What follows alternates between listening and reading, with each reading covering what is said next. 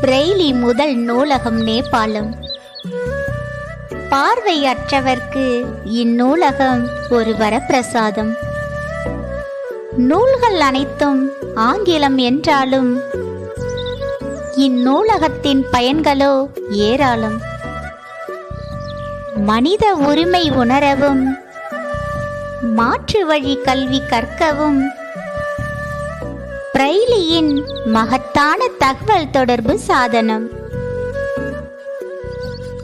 காட்மாண்டாவின் கௌரவம். பார்வையற்ற நிர்மலா கியாவாலி திறந்து வைத்த பொக்கிஷம்.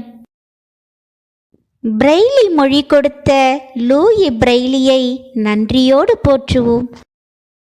ஜனவரி 4 பிரெய்லி பிறந்த நாள் என்பதை என்றும் நினைவில் கொள்வோம். Download ShareChat.